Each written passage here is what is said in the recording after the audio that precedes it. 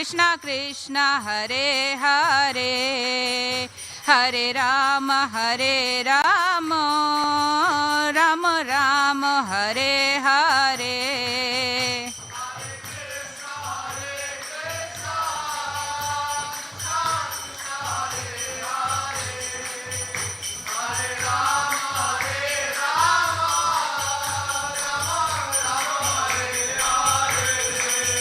Hare Krishna, Krishna Krishna, Hare Hare, Hare Rama, Rama Rama, Hare Hare.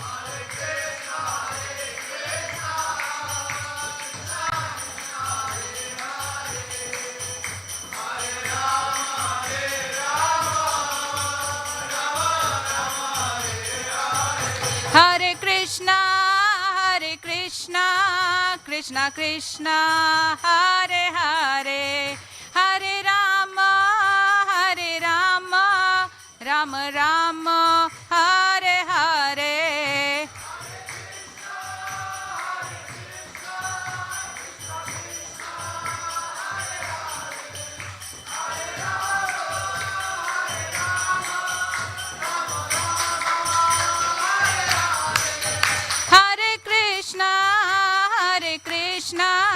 Krishna Krishna, Hare Hare, Hare Rama, Rama Rama, Hare Hare.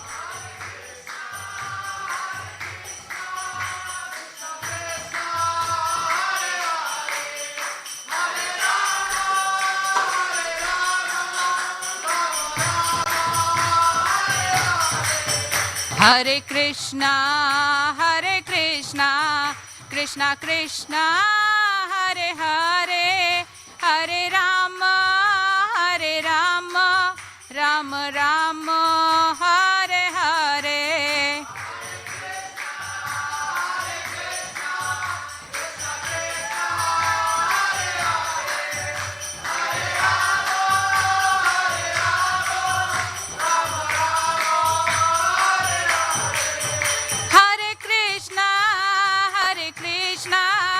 Krishna Krishna, Hare Hare, Hare Rama, Rama Rama, Hare Hare.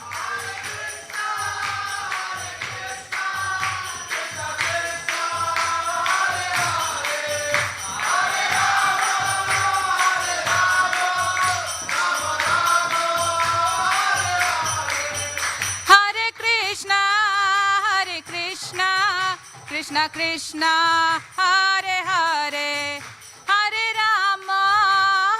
Rama, Rama Rama, Hare Hare.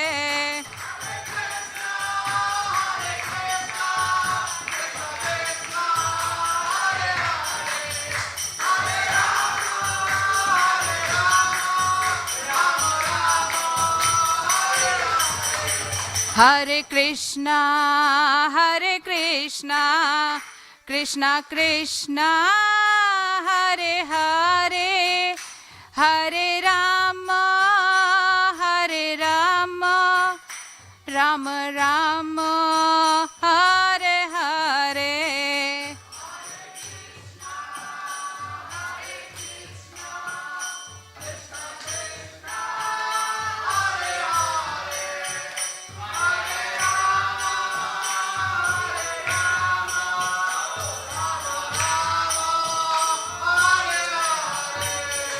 Jayo Radha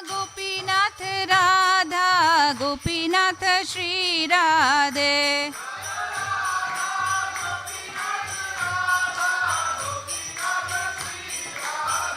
Jayo Radha Gopinath Shri Radhe.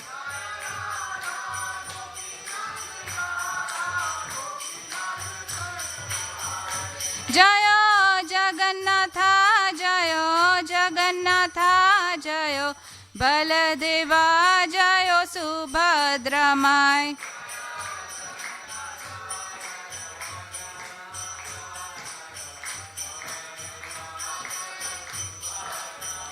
Jayo Gauranitai, Gauranitai, Gauranitai, Jayo Gauranitai.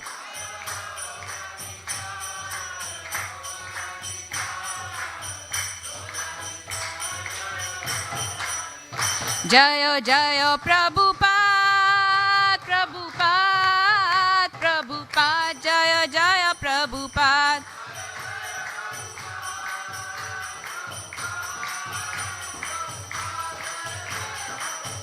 Jayo Jayo Prabhupada, Prabhupada, Prabhupada, Jayo Jayo Prabhupada.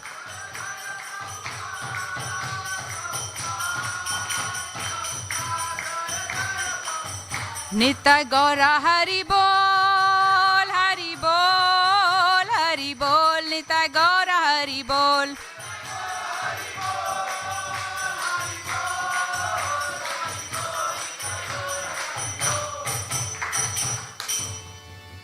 जय ओम विष्णुपाद परमहंस परिव्रजकाचार्य अष्टोत्तर सत सत श्रीमद his divine grace A C Bhaktivedanta स्वामी शिल प्रभुपाद के। जय ओम विष्णुपाद परमहंस परिव्रजकाचार्य अष्टोत्तर सत सत श्रीमद हिज डिवाइन ग्रेस भक्ति सिद्धांत सरस्वती प्रभुपाद की। श्री श्री राधा गोपीनाथ भगवान की, जगन्नाथ बलदेव सुभद्रा मैया की, जय जय श्री गौर निताय की, अनंत कोटि वैष्णव वृंद की, श्रीमद् भागवतम की। All glories to the assembled devotees.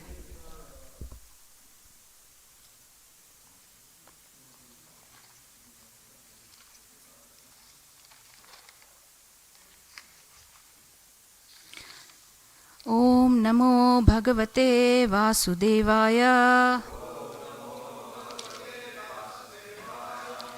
Om Namo Bhagavate Vasudevaya.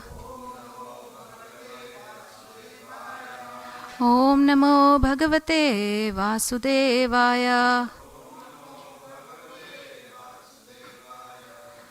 All right, welcome everyone. We are reading from Srimad Bhagavatam, Canto 4, Chapter 25, titled The Characteristics of King Purañjana, and the text is text 10. Please repeat. Asit Purañjano nama Raja Rajan Brahashravaha Tasya Avijñāta namasit Sakha Avijñāta cheshtitaha. Asit Purañjano nama Raja Rajan Brahashravaha Tasya Avijñāta namasit Sakha Avijñāta cheshtitaha. Asit Purañjano nama Raja Rajan Brahashravaha Tasya Avijñāta namasit Sakha Avijñāta cheshtitaha.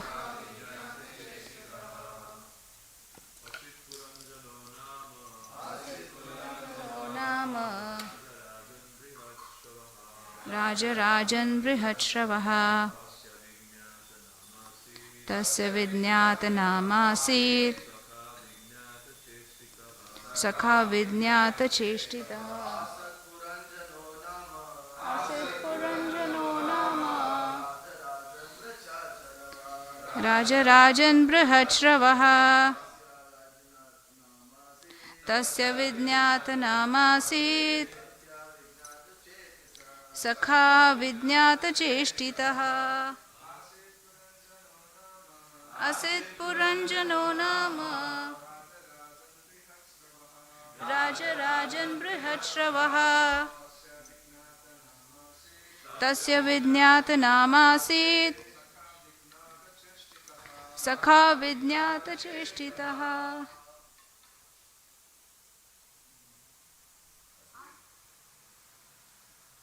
Oh, go ahead. You can go ahead. Asit Purañjano nama Raja Rajan Brihashravah Tasya Avijñāta namasit Sakha Avijñāta Cheshtitaha. Asit Purañjano Nama Raja Rajan Brihatshravaha Tasya Avijñāta Namasit Sakha Avijñāta Cheshtitaha. Thank you. Word to word. Asit, there was. Puranjanaha, Puranjana. Nama, named. Raja, king. Rajan, O king. Brihat Ishvaraha, whose activities were great. Tasya, his. Avijñāta, the unknown one. Nama, of the name. Asit, there was. Sakha, friend. Avijñāta, unknown. Cheshtitaha, whose activities. Translation and purport by His Divine Grace A.C. Bhaktivedanta Swami Srila Prabhupada. Srila Prabhupada ki. Translation. My dear king, once in the past lived a king named Purañjana, who was celebrated for his great activities. He had a friend named Avijñāta, the unknown one. No one could understand the activities of Avijñāta. Purport. Every living entity is Purañjana. The word Puram means within this body, within this form. And Jana means living entity. Thus, everyone is Purañjana. Every living entity is supposed to be the king of his body because the living entity is given full freedom to use his body as he likes. He usually engages his body for sense gratification because one who is in the bodily concept of life feels that the ultimate goal of life is to serve the senses. This is the process of karmakanda. One who has no inner knowledge, who does not know that he is actually the spirit soul living within the body, who is simply enamored by the dictation of the senses is called a materialist. A materialistic person interested in sense gratification can be called a Puranjana. Because such a materialistic person utilizes his senses according to his whims. He may also be called a king. An irresponsible king takes the royal position to be his personal property and misuses his treasury for sense gratification. The word Brihatshravaha is also significant. The word Shravaha means fame. The living entity is famous from ancient times, for as stated in Bhagavad Gita, chapter 2, verse 20, Na jayate mriyate na va. The living entity is never born and never dies. Because he is eternal, his activities are eternal, although they are performed in different types of bodies. Na hanyate hanyamane sharire. He does not die, even after the annihilation of the body. Thus, the living entity transmigrates from one body to another and performs various activities. In each body, the living entity performs so many acts. Sometimes he becomes a great hero, just like Hiranyakashipu or Kamsa, or in the modern age, Napoleon or Hitler. The activities of such men are certainly very great, but as soon as their bodies are finished, everything else is finished. Then they remain in name only. Therefore, a living entity may be called a Brihatshravaha. He may have a great reputation for various types of activities. Nonetheless, he has a friend whom he does not know. Materialistic persons do not understand that God is present as a supersoul who is situated within the heart of every living entity. Although the Paramatma sits besides the Jivatma as a friend, the Jivatma or living entity does not know it. Consequently, he is described as Avijñāta Sakha, meaning one who has an unknown friend. The word Avijñāta Cheshtitaha is also significant because a living entity works hard under the direction of the Paramatma and is carried away by the laws of nature. Nonetheless, he thinks himself independent of God and independent of the stringent laws of material nature. It is stated in Bhagavad Gita, again chapter 2, verse 24, Achhedo ayam adayo ayam akledyo asosya evacha nitya sarva gatasthanur achalo ayam sanatanaha. This individual soul is unbreakable and insoluble and can neither be burnt nor dried. He is everlasting, all-pervading, unchangeable, immovable, and eternally the same. The living entity is Sanatana, eternal. because he cannot be killed by any weapon, burnt into ashes by fire, soaked or moistened by water, nor dried up by air. He is considered to be immune to material reactions. Although he is changing body, he is not affected by the material conditions. He is placed under the material conditions and he acts according to the direction of his friend, the super soul. As stated in Bhagavad Gita, chapter 15, verse 15, Sarvasya chaham hridi sanivisto matah smritir jnanam apohanam cha. I am seated in everyone's heart, and from me comes remembrance, forgetfulness, and knowledge. Thus, the Lord, as Paramatma, is situated in everyone's heart, and he gives directions to the living entity to act in whatever way the living entity desires. In this life and in previous lives, the living entity does not know that the Lord is giving him a chance to fulfill all kinds of desires. No one can fulfill any desire without the sanction of the Lord. All the facilities given by the Lord are unknown to the conditioned soul. We'll do the Mangalacharan and then we'll dive into this. Om Ajnanatimirandasya Jnananjana Shalakaya Chakshurunmilitam Yena Tasmai Shri Guruve Namaha Shri Chaitanya Bhishtam Sthapitam Yena Bhutale Swayam Rupa Kadamayam Tadati Swapadantikam Vandeham Shri Guru Shri Yuta Padakamalam Shri Gurum Vaishnavamscha Shri Rupam Sagrajatam Sahagana Rutatham Sadvaitam Savadutam Parijana Sahitam Krishna Chaitanya Devam Shri Radha Krishna Padan Sahagana Lita Shri Vishakham Vitamscha He Krishna Karuna Sindhu Dina Bandhu Jagatpate Gopesha Gopika Kanta Radha Kanta Namostute Tapta Kanchana Gaurangi Radhe Vrindavaneshwari Vishabhanu Sute Devi Pranamami Hari Priye Vancha Kalpatarubhyascha Kripa Sindhubhaiva cha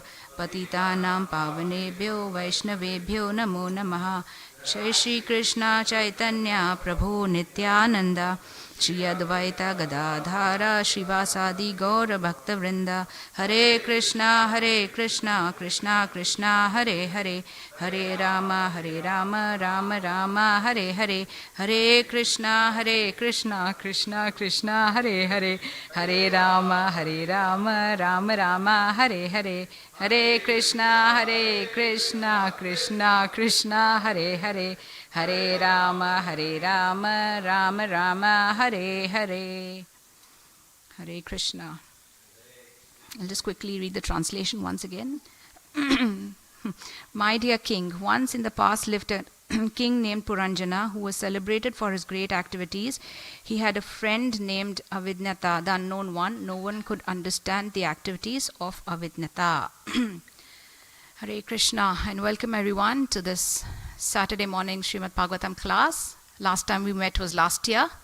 So wishing everyone a very, very happy New Year. And we have a little guest here. It's her birthday, as her mom was telling me. So very, very happy Krishna conscious birthday to this little girl who's attending Srimad Bhagavatam class on her birthday in this New Year's. Hari Bol. So we have a lot to cover. This purport actually talks about a lot of things, a lot of different points. So we'll try and unpack them one by one. And I'd like to spend the last couple of minutes talking about today, which is the full moon. And what is special is it's the third day of the it's third day of the New Year, yes, but it's also Krishna Posh Abhishekam in Vrindavan and Mayapur, where they decorate the deities with lots of fragrant flowers and feathers and whatnot. And also Jagannath Puri has a big royal celebration for the deities on this day. So if time permits, if Gopinath so willing, we'll just spend like a couple of last minutes on that so that we can all leave on a fragrant note. So with that, we start. So the first point Prabhupada's making here is about Purañjana. All of us are Puranjanas, is what Prabhupada is saying. You know, when I was reading and when I was reading the purport and I was meditating, it actually started sounding in my head like, you know, it's a swear word for the devotees, you know. Like he's talking about a Puranjana who's someone who's a materialist, who's a slave of their senses. So we all are. I mean, let's admit it, we devotees, non-devotees, we all are. No matter what we wear, no matter how great our tilak, how thick our kanti is, and how many rounds we chant, we are all slaves of our senses. So that's what Prabhupada is saying here. So anybody who's a materialist is a Purañjana, which means, and here he's not just talking about human beings, he's talking about all living entities. I mean, that's what we hear, and that's what we've been reading all along, right? These are the 4 things that is common between humans and all the other species is eating, mating, sleeping, and defending, which is what? Nothing but giving in to their senses. You're hungry, you eat. You're tamasic, you sleep, you want to rest, you want to rest, you want to sleep in on Sunday morning, not come for Mangala. You sleep in on Sunday morning, not come for Mangala. No, don't assume, I'm just saying. So that way, Prabhupada is saying we're all materialist. And in the same context, he's also saying that we assume that we are the kings of this body. So this body belongs to us. This is my hand. We never say hand, my eyes, my hair, which means we are assuming possession of this body, which means we are saying this body is mine and I'm the king, and this body belongs to me. I was thinking about it, the example of an athlete.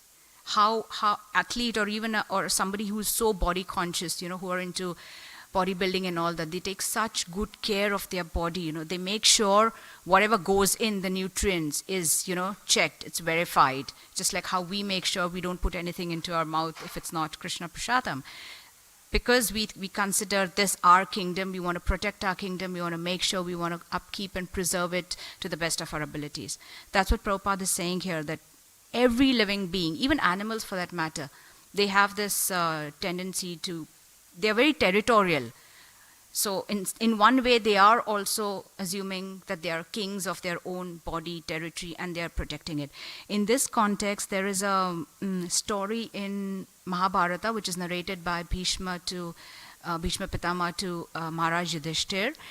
It's part of the Anushasan Parva, where one time, we all know Vyasdeva. He's a great soul. He's also a Chiranjeevi, so he's probably still around living on this earth. And he was so great, he could actually understand the language and communicate with all living beings. So one time he sees this worm scurrying across the road. It's trying to cross the road because it's trying to avoid an incoming chariot.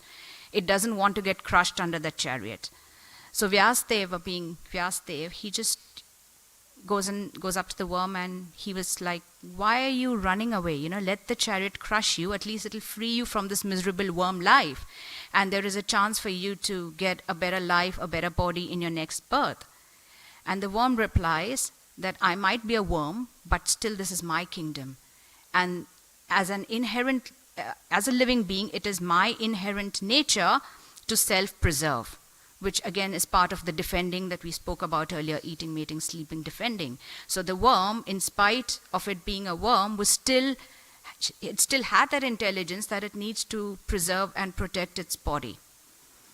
And the worm was like, again, because of Krishna's mercy, he had a bit of remembrance, and he said that I was a king in my previous life. And as a king, it was my inherent duty and nature to protect my kingdom from the enemies, and to make sure that the kingdom is sustained. And that's what I'm carrying on. That's the consciousness I'm carrying on. And even in this birth, I am the king. The only difference is back then I had an opulent kingdom with a palace and whatnot. Right now my kingdom is this patch of dirt and this filthy body that I have.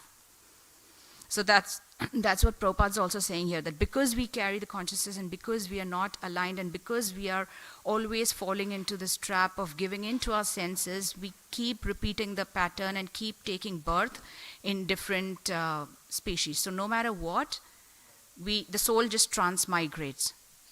The body changes, the soul remains the same, which is what he's covering in the last section, where the soul is indestructible. And because of this indestructible soul, the soul could actually remember. Some souls do remember. And we'll see later on in the purport also, when we'll speak about a few other examples where souls remember, again, by the mercy of Krishna. So that's what Prabhupada is mentioning here about being a Purañjana.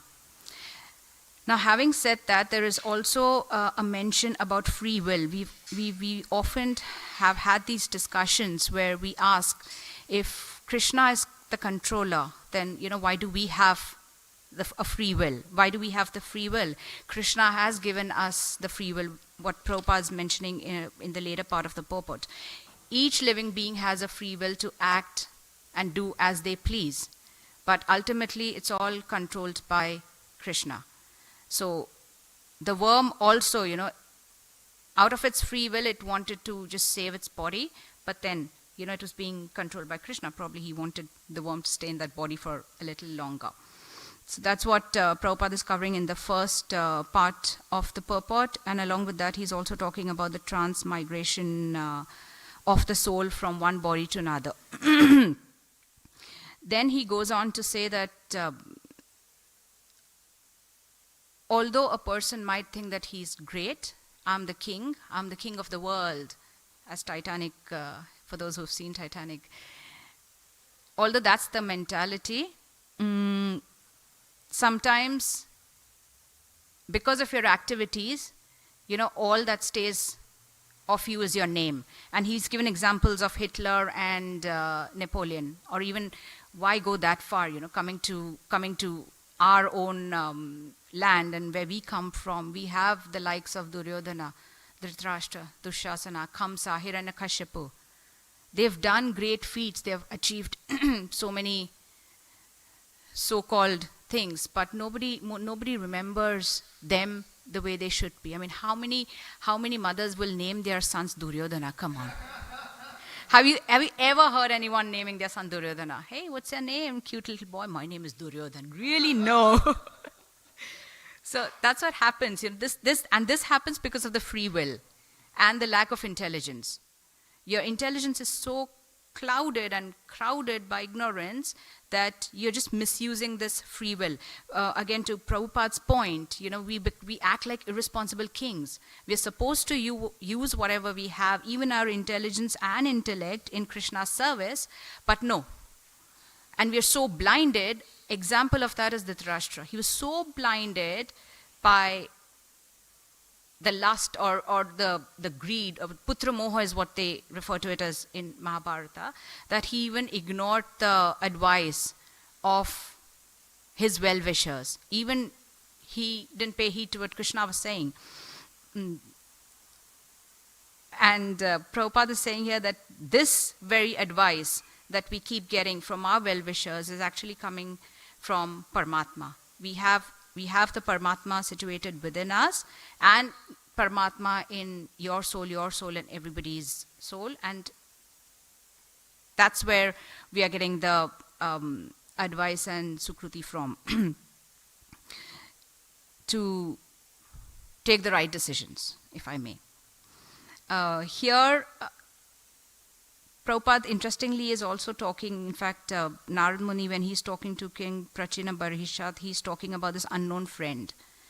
So let me just take a step back. So who is Purañjana? Purañjana is no one but King Prachina Barhishat himself.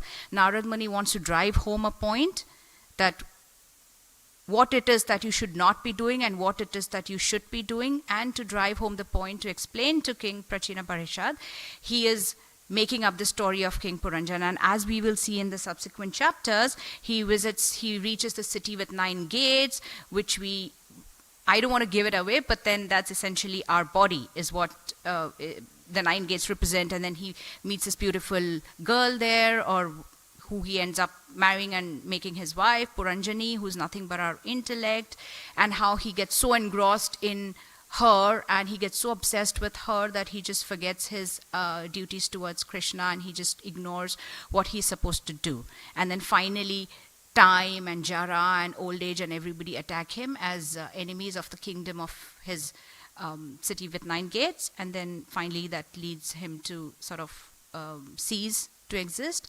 And that's what Narad Muni is saying. And he's also talking about this unknown friend here. Sometimes there are these, I've seen in movies and I've heard, like there are some children and their moms are like, he keeps talking about this unknown friend. He keeps talking about this friend that nobody's seen. And he'll talk to him, he'll play with him, like as if he's already there. But then we all forget that we all have this unknown friend within us. We may call it, sometimes we call it intuition. You have this, my gut feel says this is not right. What is that gut feel? That gut feel is the unknown friend from within you speaking to you. Sometimes, and so many times we are just so ignorant, we are just so caught up in the noise around us that we ignore. And then we're like, damn, I should have done that. I should have listened to that inner voice of mine. That inner voice is no one but the unknown friend, which is no one but Krishna situated within us as the Paramatma. To understand this, there is also this analogy of two birds on a tree, on a branch on a tree. You may have heard about it. So there's this very big, beautiful tree, and then there are two birds sitting on that tree, on the branch of a tree. One bird is simply enjoying the fruits on the tree, carefree, just eating and eating whenever he wants, eating as much as he wants, and enjoying and indulging in his senses. And that bird is the jiva, which is us. The other bird on the branch is the Paramatma, who is nothing but the witnesser. All the other bird does, as a friend to the first bird, it just sits there and observes. He observes, he doesn't say anything, he doesn't advise, he doesn't stop, he doesn't control. He's just sitting there witnessing, waiting for that bird to turn to him and acknowledge that whatever I'm doing, whatever I'm eating, whatever I'm indulging in is so temporary. You're my one true, eternal, permanent friend. That's what the Avijñāta Sakha. Avijñāta is unknown and Sakha is a friend. And Sakha is also a well-wisher. So that's what Prabhupada is explaining to us. That within all of us we have this Avijñāta Sakha. And because we are ignoring that other witnesser or the bird who is actually our one true friend, we end up going through the cycle of repeated births and deaths. And then there's lamentation. Sometimes when the bird doesn't get fruits, he'll lament that, oh, I'm hungry today. Just look at your friend and all your needs will be met, because that's what they tell us, right? Like, you keep looking towards Krishna, keep focusing on Krishna, he'll provide everything that you ever need. In one of the fundraising meetings, His Holiness Karunamai Vanmali Maharaj was saying that when your intentions are pure, means will follow. Your intention is serving Krishna. If your intention is Krishna Prema, you don't need to worry about anything. Just do bhakti and everything else is a byproduct. Everything, all your needs will be met. And sadly, the first bird refuses to acknowledge that. So that's the piece about the Avijñāta Sakha. And Prabhupada is also saying that this Avijñāta Sakha works in mysterious ways. Avijñāta Cheshtitaha. Cheshta is an activity. Avijñāta is unknown. We don't know how this friend works, but he works in mysterious ways, but he works in ways that are for our greater good. Classic example is Draupadi. When she was in this assembly getting disrobed by, again, the not so great Dushasana and Duryodhana. Who came? There are so many friends, family, relatives, whatnot in that sabha. Who came? The unknown friend came. She didn't even know he was there. He was looking after her. And Krishna has proved it time and again in Mahabharata. We've seen he's actually become the Sarathi for Arjuna. And in that role, he's played the friend, philosopher, and guide to Arjuna. So what stops us from acknowledging and accepting him as a friend rather than just going and trying to build and maintain and run behind and try to grasp all these temporary so-called relationships? Just we have that one true relationship, one true friend. And we all have. He's a universal friend. He's a common friend. On Facebook you have these common friends. So imagine if all of us have this one common friend, we are one big happy family. But sadly, that's not how it is. And that's exactly what Prabhupada is trying to explain to us. Narad Muni is trying to explain to King Prachina Barhisha through the analogy or through the story of Purañjana. So this unknown friend, who's also the controller of all of us, like I said, he's a friend, philosopher, and guide. So in his own ways, he's directing and guiding us. In spite of our free will, we might think that we have the right or we can do, but we are not the doers. An example Prabhupada gives is when you're hungry, all you can do is pick up food and put in your mouth. But digestion, we can't control digestion. We cannot create the fire in our digestive system to digest the food. Another example I came across was that of a light bulb or a globe. In India, we call it bulb. Here, they call it globe for some reason. One might think that the light is coming from the globe or the light bulb. Is it? Is it? If it's not connected to a wire, if there's no electricity, the bulb will not radiate light.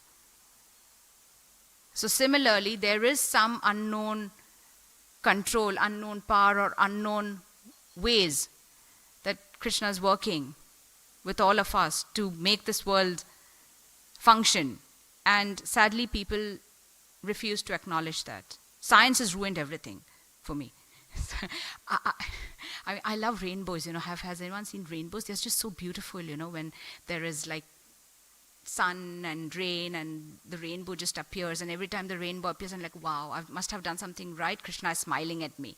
But then science comes in and ruins everything. They say, no, nothing. It's just, sunlight passing through water. Oh, come on, But then if you see Krishna in everything, it just ends up being so beautiful. Kiyama blowhole, how many of you all have gone to? It's a wonder. The water gushing through that hole, just coming right up.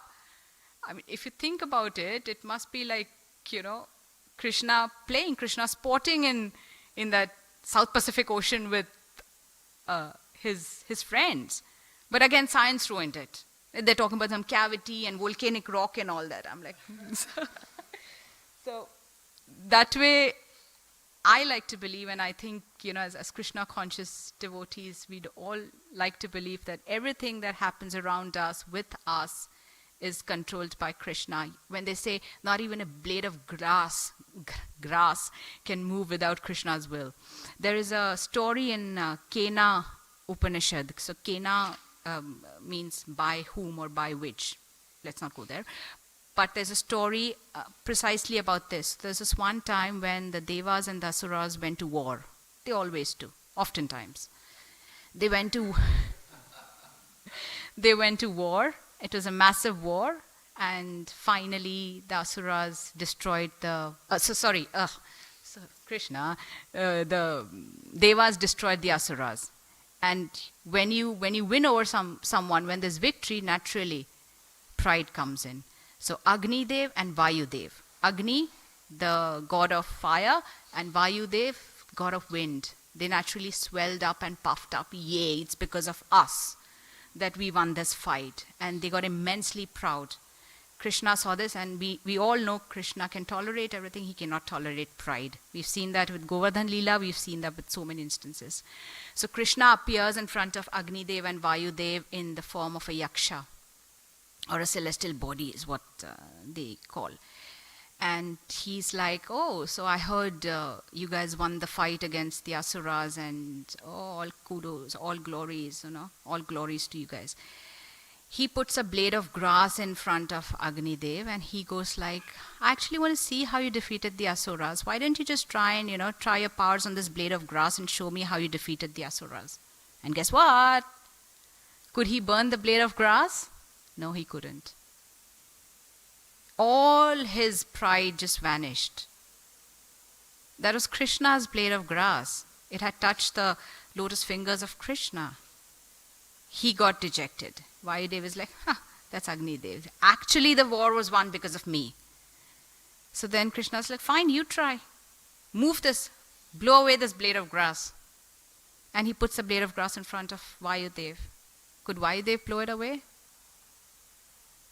No. Come on, no. Are you guys contemplating or thinking? Did he actually? No, he didn't. He couldn't. And that's where this comes from, that not even a blade of grass can move without Krishna's will or Krishna's mercy.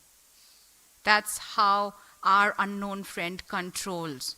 But we are just so blind and deaf and even dumb to understand that everything that happens is nothing but Krishna's will.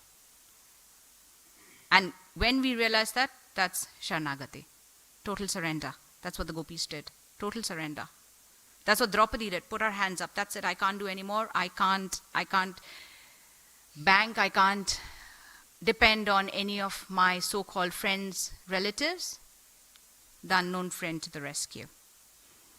And because Krishna is the controller, and to Prabhupada's last point on the purport, he also controls what we remember and what we forget. Because without this, then our free will not work.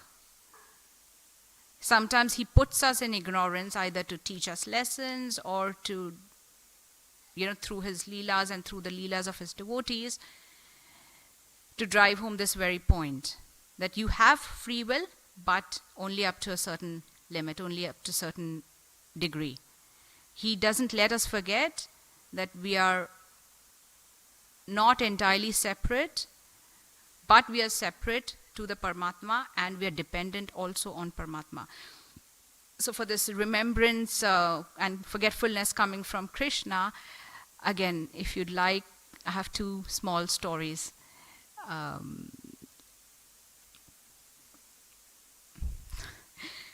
So we all know who Indra is, king of the heaven, and we all know how Krishna time and again has busted Indra's pride.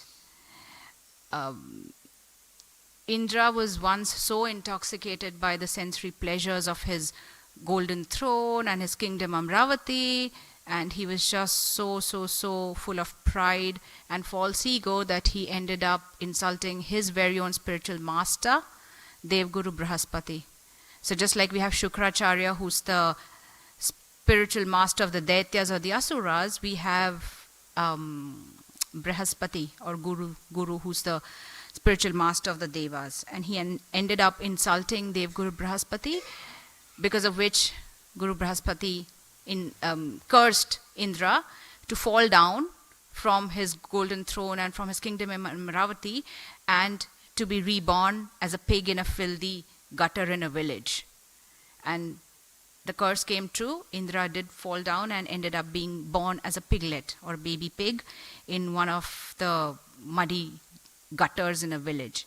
Naturally, from me comes forgetfulness. He forgot he was Indra, and he started enjoying his hog life so much, he just thought that this is my life. He started a family, he had a wife, he had children, rolling in the mud every day, eating dust. Oh, life is good. After the curse period ended, Brahma came to take him back. He's like, chop, Indra, wake up, time to go back. The throne is vacant, your kingdom is vacant, you need to go back and take up the position of Indra. And the hog goes like, who's Indra? What are you talking about? Because he was just so engrossed in his hog life. Again, he's fallen prey to his senses. He's become a slave to his senses. He's forgotten he's Indra. Come on. But then Krishna did put that forgetfulness in him, because he had to again make the curse come true, and he has to make sure. Yeah, there's so many moving pieces Krishna has to look after. It's not. It's like he has to make sure everybody's happy. Everybody gets what they want in the way that they want it. So this is a story I came across when I was meditating on this point. It happens to all of us. Sometimes we just end up forgetting things, and we just don't know where that came from. Happens to me. I go home and I'm like, I forgot this point. Probably Krishna didn't want me to talk about that point in the class. So, and then he also gives us remembrance. If we wouldn't remember, also another point about the forgetfulness, just imagine if he didn't give us this forgetfulness, if we remembered everything that we've done in our previous lives, how miserable we would be. So forgetfulness, because it's coming from Krishna, is also sort of a blessing. It helps us forget all the unpleasant memories and all the unpleasant things that may have happened to us. If it was not for that, we'd just be going mental, just replaying and thinking about all our past lives right from the time we were a worm, a tree, God knows what. And to the point of remembrance, we all know Gajendra Stuti, Gajendra Moksha, Leela. So for those who don't know, Gajendra was a king elephant who's actually a king. King Indradumna in one of his previous lives, again got cursed, was cursed to be reborn as someone with thick skin and dull memory.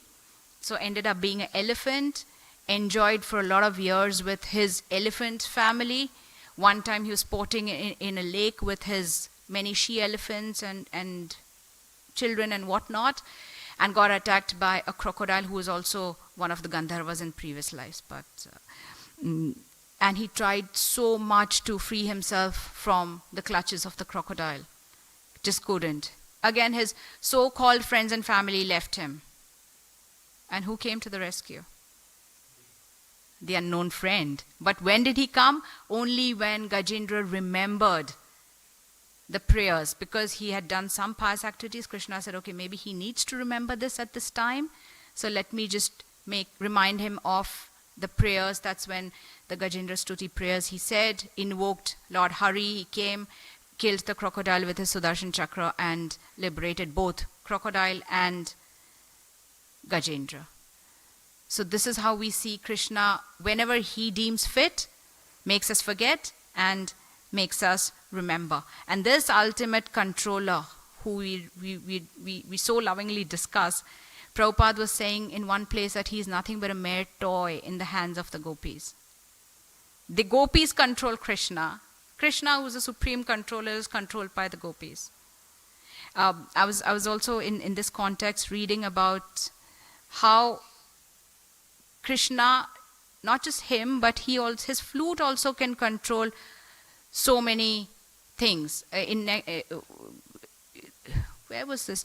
It is said that, certain tones he plays on the flute, and the Yamunas can actually flow backwards. The animals respond. The animals are controlled by certain tones of his flute. And the gopis are then like, the flute is the lucky one because it gets to be so close to you.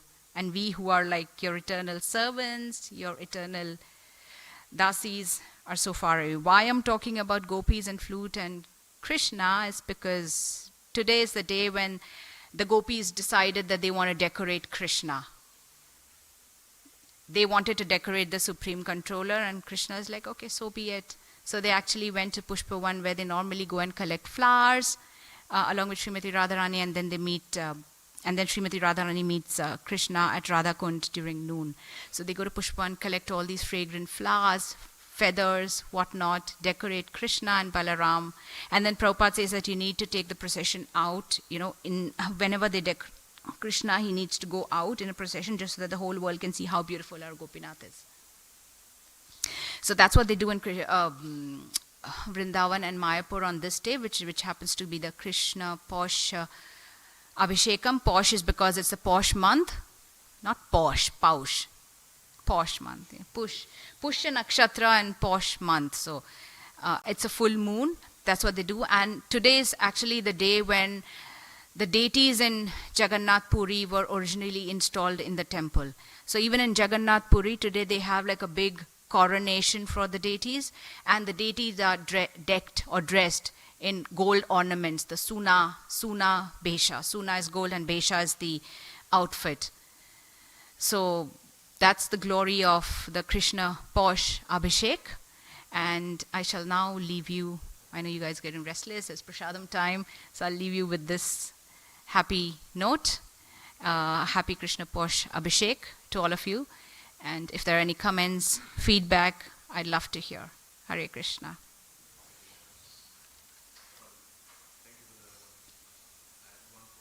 Sure.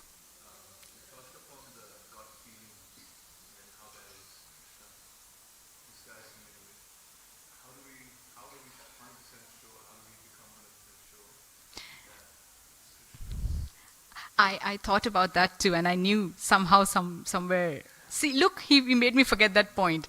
I was hearing in Baba Prabhu's class one time, somebody had asked the exact same question. I don't know what he was talking about, but this was the question that came. And he responded, and it stuck with me, is every time we have this feeling, and if we're not sure, we go by what the Guru has said, we follow the Shastras, Guru, Sadhu and Shastra. So we just make sure that our feeling or what we are thinking, is it in line with all three of them? If not, then perhaps, don't pay too much heed to it.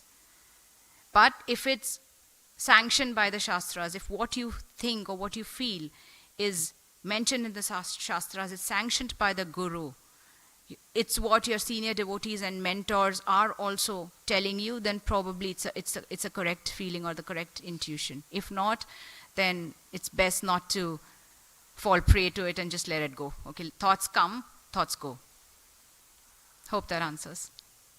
Okay.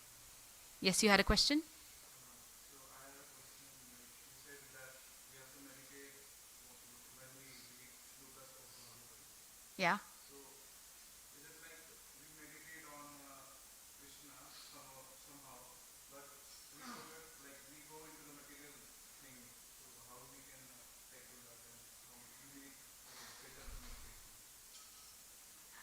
It's natural too, because it's easy for us to understand when we think about material examples, right? If I'm reading a shloka and if something is happening in my life which is aligning with what Prabhupada is saying, it's perfectly normal to let that thought come in, but then we need to find a way to dovetail that back to Krishna. How does that, is it related to our Krishna conscious lifestyle? How do we bring in Krishna consciousness into that thought or into that material dealing or whatever it is that you're thinking about? So try and find, I won't say parallels, try and link it back to your Krishna consciousness, whatever you're hearing from your seniors, whatever you're hearing from other devotees. Does that answer or not really? Or maybe I didn't understand your question. The best way of meditating how you meditate and what you think. So again, in one of the classes, I was hearing, I think it was Narasimha Prabhu. So whenever we attend these Bhagavatam classes in the morning, we don't just forget about it. We keep meditating on what we heard in the class. And you yourself will get a lot of realizations that, oh, Prabhuji was saying this, Mataji was saying that. And then during the course of your day, Shri Radha Gopinath Bhagwan ki, during the course of your day, whenever you come across certain experiences, you can then relate it back to what you heard in the class. So don't just, I'm not giving an instruction, but this is what I heard in the class, that we don't just forget what we hear in the class, we take it back with us and keep it in the back of our head so that during the day, whatever happens to us, whatever experiences we have, there are answers in Bhagavatam for everything. So we can relate it back to the shloka. Like, for example, today if you get extremely hungry and if you feel like indulging in something which is non-Krishna conscious, you can think, no, in the class we heard that we should not be a slave to our senses. We should only honor Krishna Prasadam. And that's how you then build or get into the habit of meditating on the shlokas. And it doesn't have to be, meditation doesn't have to be just sitting in one position and thinking about Krishna, Krishna, Krishna. No. Meditation is also imbibing whatever we hear from, again, Guru, Sadhu, Shastras into our day-to-day life. How do I inculcate, how do I imbibe whatever I'm learning, whatever I'm hearing into our day-to-day activities, into our day-to-day dealings with devotees? Just yesterday, Prabhu was talking about those 4 points: humility, simplicity.